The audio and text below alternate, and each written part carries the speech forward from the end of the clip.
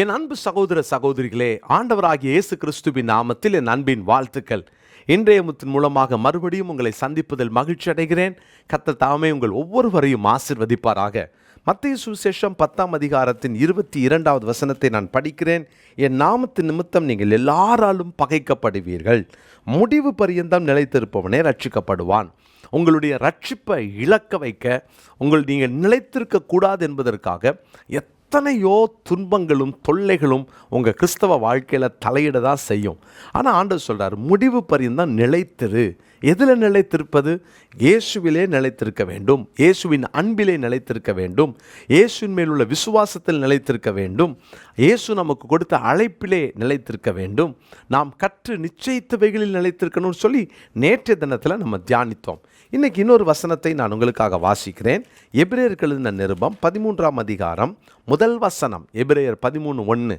சகோதர சிநேகம் நிலைத்திருக்க கடவது, சகோதர சிநேகத்தில் நிலைத்திருக்க கடவோம். பிரியமானவர்களே, இன்றைக்கி இருக்கிற இந்த உலகத்தில் கடைசி நாட்களினுடைய அடையாளம், கடைசி நாட்களில் அன்பு தணிந்து போகும் என்று வாசிக்கிறோம். சகோதர சிநேகம், சகோதரிகள் சிநேகம் தணிந்து போகும், அதாவது அது அணைஞ்சு போயிடும். பாருங்கள், ஒரு காலகட்டத்திலலாம் கூட்டு குடும்பம் இருந்தது இல்லையா?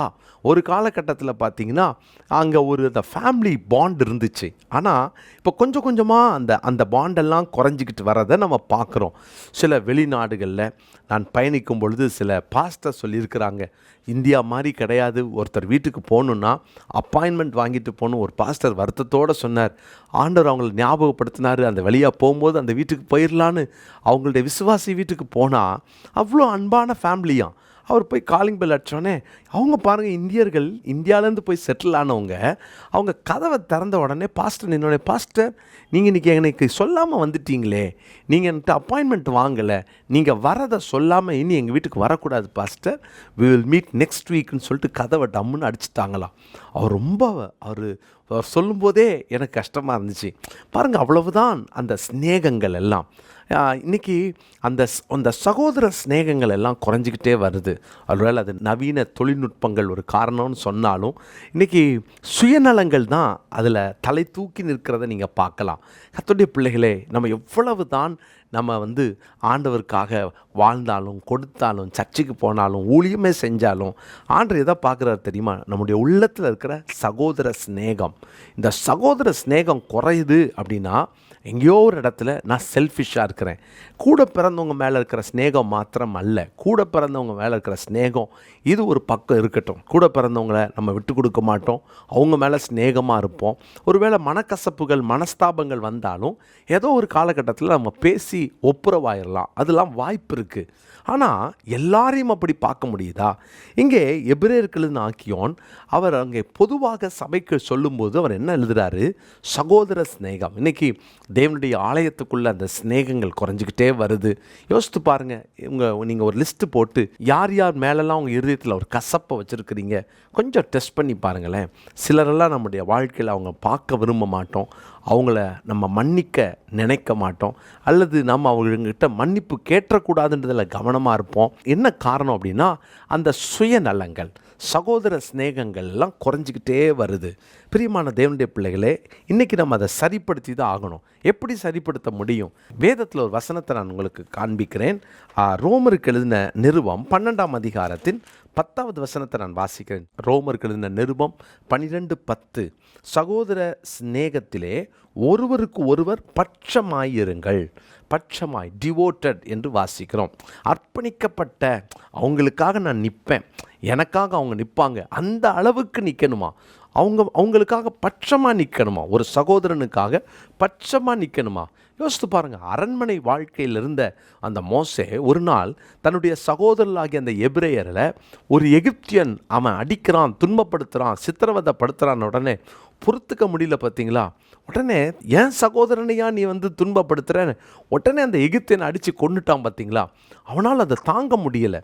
இதுதான் பட்சமாக இருப்பது.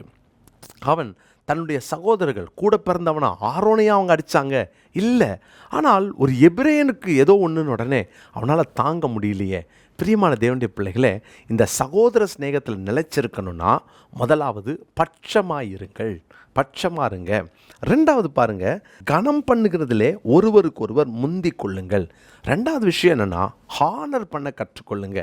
எந்த காரணத்தை கொண்டும் நீங்கள் சகோதரர்களாக உங்கள் சபையாராக இருக்கட்டுமே, உங்களை hello brother, hello sister, hello அண்ணன், அக்கா, தங்கச்சி, தம்பின்னு சொல்கிறாங்களா, அவங்கள ஹானர் பண்ண கற்றுக்கொள்ளுங்க. என்றைக்குமே அவங்கள டிஸ்ஹானர் பண்ணக்கூடாது, கனவீனப்படுத்திடவே கூடாது. நம்ம ஆண்டவரே உம்மை கனப்படுத்துகிறேன்லாம் சொல்லுவோம், ஆனால் காண்கிற சகோதரனை, நம்ம கூட கம்யூனியனில் அவங்க கலந்து கொள்கிற அந்த சகோதரனை நம்ம ஹானரே பண்ண மாட்டோம். பார்த்திங்களா, அவங்கள வேறு மாதிரி பார்ப்போம். நிறைய நேரங்களில் நம்மளால் சக மனிதரில் கூட ஏற்றத்தாழ்வோடு பார்க்கிறவர்கள் உண்டுல, ஜாதி வித்தியாசத்தோடு பார்க்கிறவர்கள் உண்டு. ஒரு நாள் செஞ்சிடாதீங்க. கர்த்தருடைய பிள்ளைகளே, தேவனுடைய பிள்ளைங்களுக்குள்ள அந்த உணர்வு வந்துடவே கூடாது. சில நேரம் சபையில் உட்காரும்போது கூட பார்த்திங்கன்னா, பக்கத்தில் யார் உட்காரான்னு பார்த்து உட்காருவாங்க. எத்தனை நேரங்கள் நான் பார்த்துருக்கேன் தெரியுமா, என் பக்கத்தில் இன்னார் தான் உட்காரணுன்றதில் சிலர் கேர்ஃபுல்லாக இருப்பாங்க. கவனமாக இருங்க, கனம் பண்ணுங்க. சகோதர ஸ்நேகத்தில் நிலைச்சிருக்கணும்னா முதல்ல பட்சமாக இருங்க. ரெண்டாவது, அவங்கள ஹானர் பண்ணுங்க. அவங்கக்கிட்ட உங்ககிட்ட இல்லாத ஒரு திறமை இருக்கும், அவங்கக்கிட்ட உங்ககிட்ட இல்லாத ஏதோ ஒரு குணம் இருக்கும், உங்ககிட்ட இல்லாத ஒரு பண்பு இருக்கும், உங்ககிட்ட இல்லாத ஒரு தாளந்து இருக்கும், உங்ககிட்ட இல்லாத ஒரு கிருபை, ஒரு அபிஷேகம் அவங்க மேலே இருக்கும். ஹானர் பண்ணுங்க. அவங்கக்கிட்ட இல்லாதது உங்ககிட்ட இருக்கும்.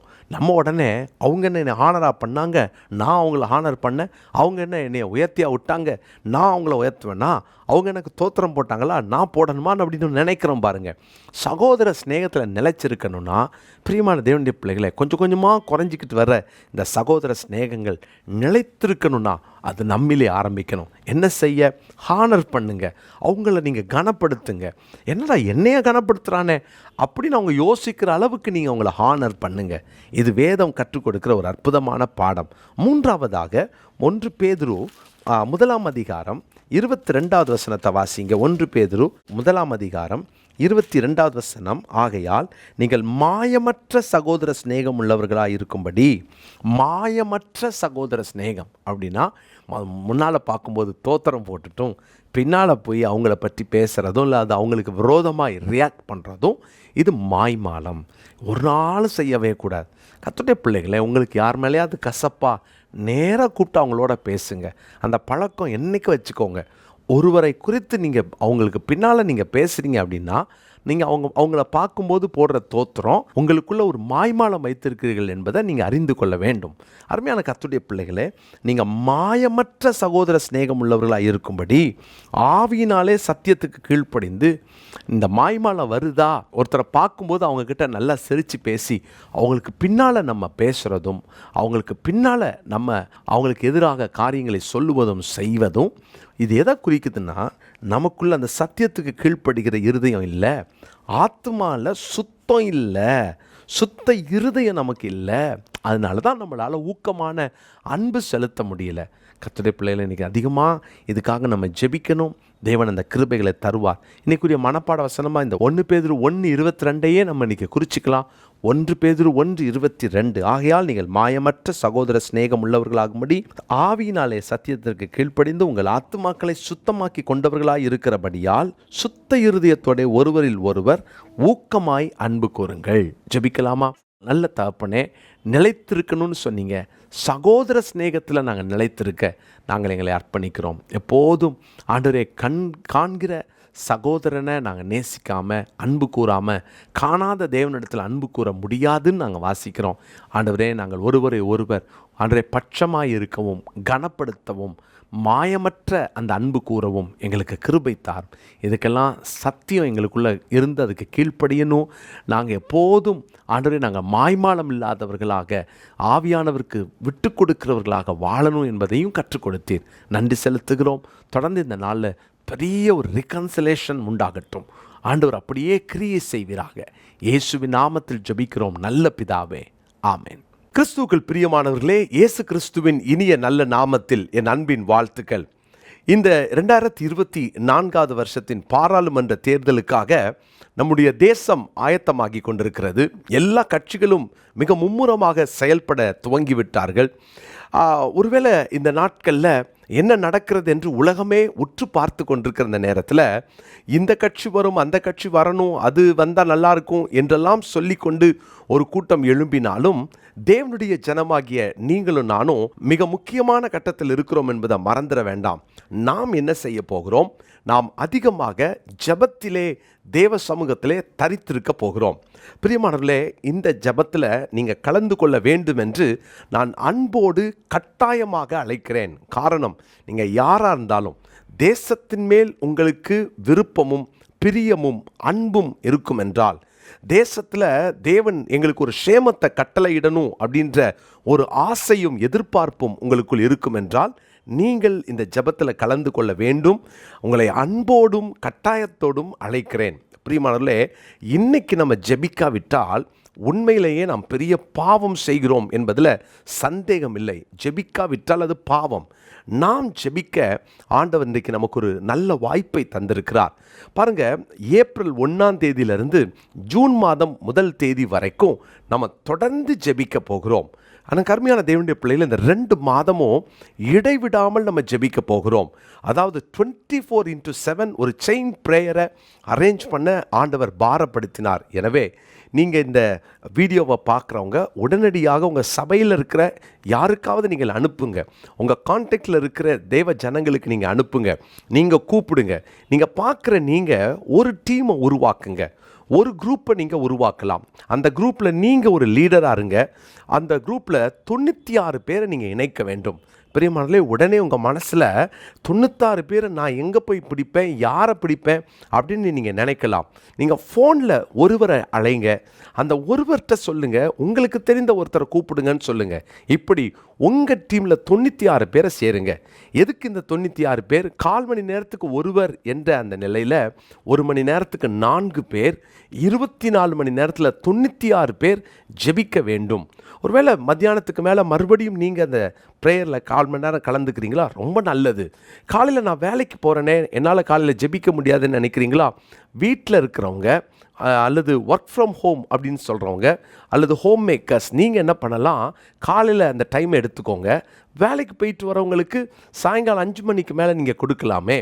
இரவு உங்களுக்கு தெரிந்த யாராவது வெளிநாட்டில் இருந்தாங்கன்னா அவங்கள நீங்கள் இதில் இணைக்கலாமே. ஆனால் ஜெபிக்க வேண்டும். பிரியமானவர்களே, இப்படி பல குழுக்களை பல ஸ்டேட்டில், டிஸ்ட்ரிக்டில் ஏற்படுத்தி கொண்டிருக்கிறோம். நீங்கள் இதில் கலந்து கொள்ளுங்கள். கீழே காண்கிற இந்த ஃபோன் நம்பரில் வாட்ஸ்அப்பில் ப்ரேயர் ரிக்வெஸ்ட் வேணும்னு கேட்டிங்கன்னா எந்த மொழியிலும் நாங்கள் கொடுக்க ஆயத்தமாக இருக்கிறோம். கன்னடமாக இருக்கட்டும், தெலுங்காக இருக்கட்டும், மலையாளமாக இருக்கட்டும், ஹிந்தியாக இருக்கட்டும், இங்கிலீஷாக இருக்கட்டும், தமிழாக இருக்கட்டும், நாங்கள் உங்களுக்கு அனுப்பி வைக்க ஆயத்தமாக இருக்கிறோம். ஆனால் நீங்கள் ஜெபிக்க வேண்டும். நீங்கள் இன்றைக்கி சபையாக இணைந்து கொள்ளுங்கள். உங்கள் சபையில் ஒரு 100 பேரை நீங்கள் கூப்பிடுங்க. நம்ம சேர்ந்து ஜெபம் பண்ணலான்னு சொல்லுங்கள். இது ஜூன் மாதம் 1 தேதி வரைக்கும் இந்த ஜெபத்தை நாம் ஏறெடுக்க வேண்டும். பிரியமானவர்களே, தவற விட்டுறாதீங்க. இது மிக முக்கியமான ஒரு தேர்தல் என்பதில் எந்த சந்தேகமும் இல்லை. அன்போடு கூட உங்களை அழைக்கிறேன். உடனடியாக இணைந்து கொள்ளுங்க. இந்த ஏப்ரல் மாதம் 1 தேதி வர்றதுக்கு இன்னும் 4-5 நாள் தான் இருக்குது. எனவே நம்ம சும்மா இருக்காமல் உடனடியாக இதில் கலந்து கொள்வோம். தேவன் உங்களை ஆசீர்வதிப்பார். தேசத்திற்காக ஜெபிக்கிறதை ஆண்டவர் சபையினிடத்தில் தான் எதிர்பார்க்கிறார். நாம் தான் ஜெபிக்க வேண்டும். ஜெப குறிப்புகளை வாட்ஸ்அப் மூலமாக உங்களுக்கு நாங்கள் அனுப்பி வச்சுருவோம். அதுக்காக பிரிண்ட் பண்ணப்பட்ட புத்தகம் ஆயத்தமாக இருக்குது. எந்த மொழியில் இருந்தாலும் சரி, நாங்கள் உங்களுக்கு அதை அனுப்பி வைக்கிறோம். எனவே தேவன் இந்த நாட்களில் நம்மளை எழுப்பி கொண்டிருக்கிறார். ஜெபிப்போம். தேவன் நமக்கு ஒரு பெரிய நன்மையை வரும் நாட்களில் நம்ம கட்டளையிடுவார். அவருக்கு சித்தமானவர்களை ஆண்டவர் தேசத்திலே தலைவர்களாக ஏற்படுத்துவார். ஆனால் நாம் நம்முடைய கடமை ஜெபிப்பது. பிரியமானவர்களே, இன்றைக்கே இதை தொடர்பு கொள்ளுங்கள். உங்கள் அழைப்புக்கு நாங்கள் காத்திருக்கிறோம். நிச்சயமாய் இந்த ஜெபத்தில் நீங்கள் கலந்து கொள்வீர்கள் என்று நான் விசுவாசிக்கிறேன். God bless you.